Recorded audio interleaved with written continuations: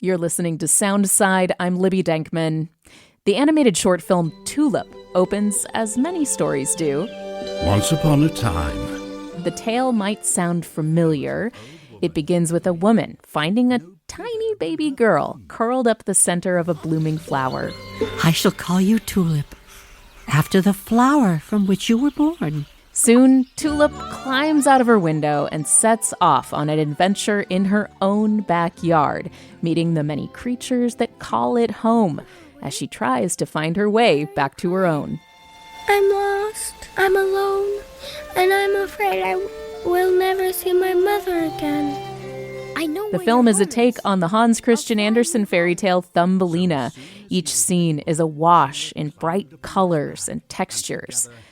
Every part of Tulip, from the characters to the sets and backgrounds, it's all made by hand, most of it in felt, and brought to life using the time-intensive technique of stop-motion animation.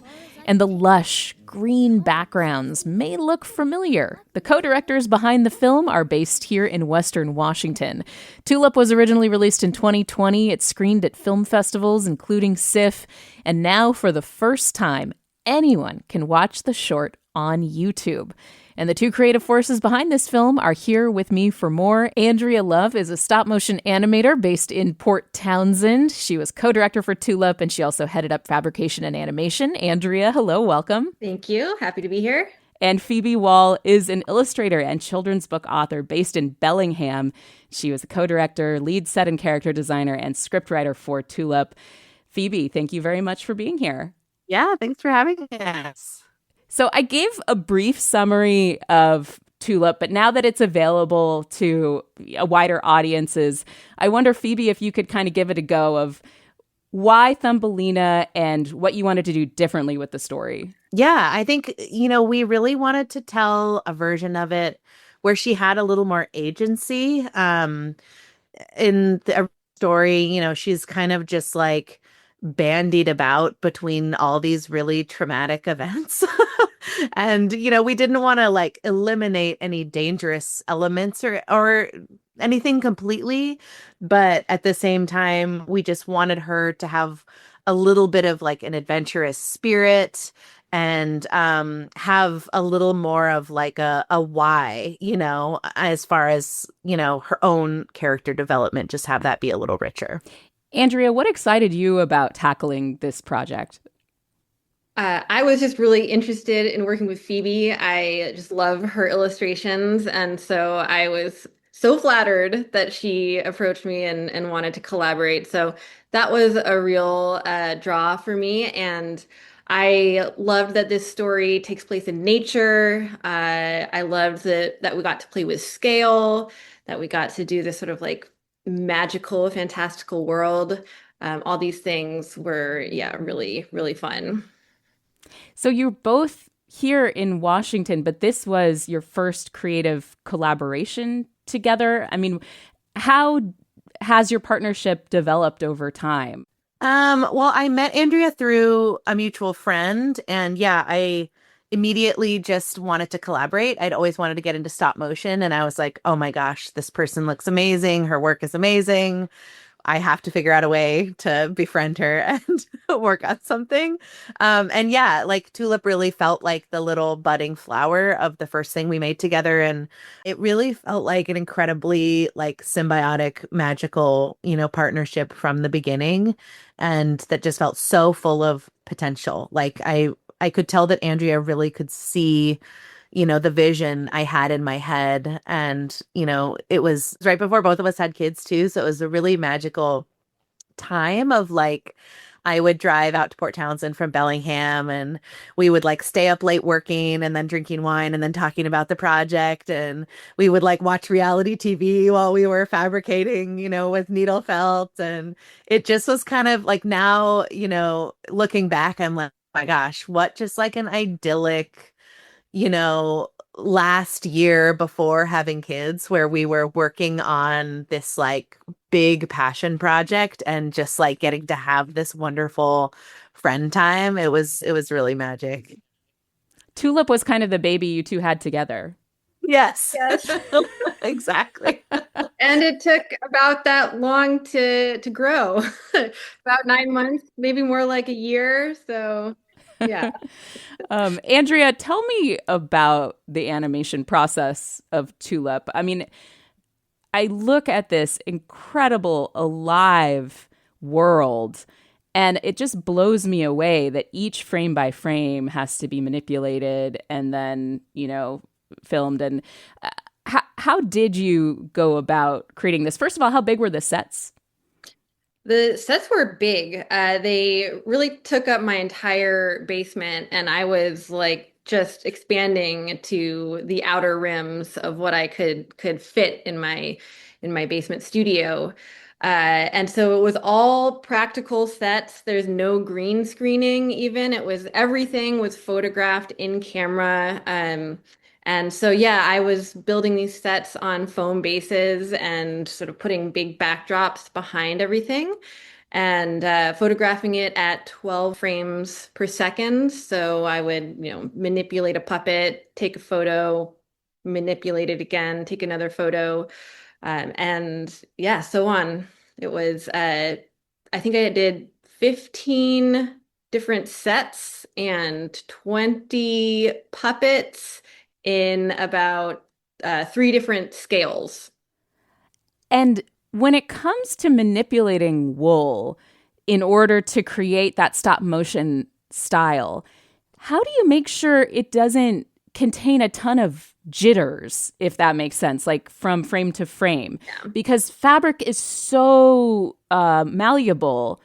It rather than clay. I mean, how does it not Yeah. create like a really jittery look? The beauty of wool is that it is very malleable, but it is also very strong. And once you kind of give it, especially once you felt it into a form with a felting needle, it's really good at keeping its shape. And then you can just use your felting needle to manipulate it. And it's not as malleable as clay, but I find a lot of similarities there. And it's very lightweight, which actually makes it really ideal for this sort of work.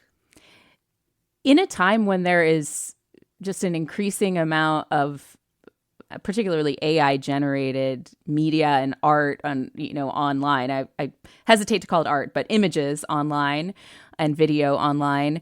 How do you make the case for stop motion? Because it is so handcrafted, it is so personal, and I would argue it's so special and worth all of the time and investment.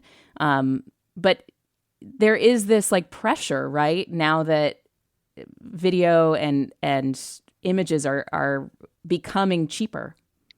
Yeah, I have spent a lot of time over the last couple years fretting about the future of animation and the craft that I do. And I am happy to say that I still get a lot of work. It seems like there's a lot of backlash in the AI art uh, world. So I do see felt animation popping up in the AI world, and it just all looks very homogeneous, and it has this very specific look. And uh, I think for now, I am just thankful that that brands and clients still seem to be interested in that human touch and working with actual artists. Phoebe, you're best known as a children's author and illustrator. Your books include Little Witch Hazel and the YA graphic novel Phoebe's Diary. Are you from Bellingham? Yeah. How does Bellingham and the Pacific Northwest in general kind of play into your style, do you think? I mean, hugely. I feel like the landscape here is really inspirational to me. I grew up being outside a lot. I was unschooled, so I didn't go to traditional school. I spent a lot of time outside just playing in the yard. And so I feel like I developed a really kind of personal, intimate relationship with a lot of the plants, that grow around here. And my parents are like big native plant people and big nature lovers as well. And yeah, I mean, I think like to me, they say like draw what and I think to me like I can't imagine really creating work at any kind of scale that isn't based in the Northwest, because it just feels like such a big part of who I am and what I know. And I don't know, it kind of just feels like it is my work in a way. I can't imagine if I had to write a book that was set in like New Mexico or something. I feel like I'd have to just move there for a while. Andrea, do you think the Pacific Northwest plays into your work as well, or how would it play into your work? It definitely plays into my work, but in a slightly different way. I've grew up in North Carolina, which is very hot and very humid. But I came out here to Washington and all of a sudden it was chilly, it was damp, and you want to be inside, you want to be cozy. There's a big fiber community here. So, just discovering felting out here made a lot of sense. And there are these gray, windy days when I just want to be indoors felting. And so it's really conducive to that. When I watch Tulip, first of all, I want to live in that world. It is so magical, and I want to share it with every single parent in my life, because it is the type of media that just makes you feel protected and delighted, and also sparks so much imagination. I've just having shown it to my nephew, for example. I also am struck by how lush it is. The feeling that the forest goes on and on, or the garden goes on and on. And it's so different than a lot of stop motion, even the most famous studios, and not to shade at all the work, like a Leica studio, it feels like there is like a void beyond what is happening in the action. And I'm curious, how did you create that feeling of truly being in a garden and truly having that lush feeling of having plants and life all around you, considering how labor intensive that is? And I wonder, either one of you want to take that? Oh, I could take that. I wonder if part of that feeling is the scale of Tulip being miniature and these plants being gigantic. Because I think if we were just at a normal scale, we would see, buildings that are kind of small or a big sky behind you, but really you're like encased in plant material. And I have a feeling that's, and just layer upon layer all the way back. So that's probably what you're picking up on. Yeah. I think Andrea's also being humble, though, and she's also really amazing at creating that depth and, that feeling. I feel like Andrea is just a pure magician. I was sensing some humbleness as well, Phoebe. So I'm glad you called it out. It didn't have to be me. So the short animated film Tulip, it's available on YouTube now for the first time. It's been out for years, but now that it's going to be reaching many new audiences, what do you hope people take away from it? And maybe, Phoebe, we start with you and then go to Andrea. Yeah, I mean, I think coming back to that question about AI art, I think I hope that they are really profoundly struck by the magic that humanity specifically can create. I don't think that AI can, and should, but that's kind of a whole other conversation, create anything like that, that's as moving and profound. And, art by definition is, to me, created by humans and by human hands. And in a way, Tulip feels like the epitome of that.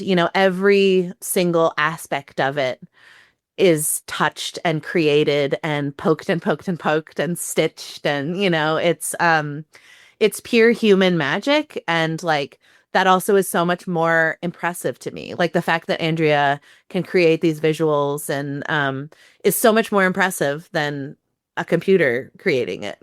And so much more interesting and exciting. And so I hope that, maybe if there's anyone coming to it who thinks there's some kind of value in non-human created visuals, that they leave, I think, with a sense of marvel and a sense of marvel. That doesn't feel like a correct sentence. A sense of awe. I was going with you. I was magic. going with it. Sense of marvel. And I think that it inspires them to create things or to go out in nature and, lay down on their tummies in the ferns and feel small. I had a sense of marvel, so I am with you. Andrea, what do you hope people take away from Tulip if they come to it for the first time? I agree with everything Phoebe just said, and I'll also add that I think this type of storytelling is so refreshing because it's slower and it's just it takes a lot more breaths. And with the entertainment these days, it's like you gotta hook someone in the first 0.2 seconds or they're going to stop watching. And this is the opposite of that. We have long shots where you can just really enjoy the art and the beauty. And it's not, action packed, which when I go see movies these days that are geared towards kids, I just can't believe how overstimulating it is. And so this is sort of an antidote to that, I hope. Someone described it once as like, screen time for parents who don't want their kids to have screen time. I felt that because it's literally the fabrication of it just gives you a full different, like you're living with those characters. It's not what you see in the movie theaters these days or on TV. It truly is different. It is a throwback and also feels new. And I just had the best time watching Tulip. Just before we go, what's next for both of you? What kind of projects are you working on right now? Andrea and then Phoebe. I am working on a video game called Feltopia, which is all about felting. This is also a slower moving, no combat, it's supposed to be calming, and it also, is a celebration of the natural world as well. So that's my passion project. I've been working on it for a couple of years now, and hopefully in the next year or so, there's going to be more about that. And Phoebe, what's next for you? Yeah, I just turned in sketches for the sequel to my book, Little Witch Hazel, that will hopefully be coming out in 2027, maybe fall 2027. There's no exact date yet. And I'm also busy working on a musical theatrical dance production of Little Witch Hazel with my friend Sarah Shermer, who's a dancer and choreographer here in Bellingham. And I'm making large scale puppets. It's like a very fun DIY live music adaptation of my book. And we are going to be opening that here in Bellingham the weekend of June 20th. That's Phoebe Wall, illustrator and children's book author based in Bellingham, and Andrea Love, a stop motion animator based in Port Townsend. Just a really wonderful project that's available now that they collaborated on called Tulip, a short animated stop motion film. And as you heard, many more projects to come from both of them. It's so nice to be able to spend time with two creative minds here in the Pacific Northwest. Really appreciate your time, both of you. Thank you. Thanks for having us. And you're listening to Soundside. I'm Libby Dankman. We're going to have more information on where you can watch Tulip and how to follow Phoebe and Andrea for more on those upcoming projects. A whole felt video game following the felting world. I can't wait. It's over on our website, kuow.org/soundside. Thanks for listening to Soundside. Don't forget you can listen live on KUOW 94.9 FM Seattle at noon and 8 p.m. Monday through Thursday, or anytime online at kuow.org or on your favorite podcast app.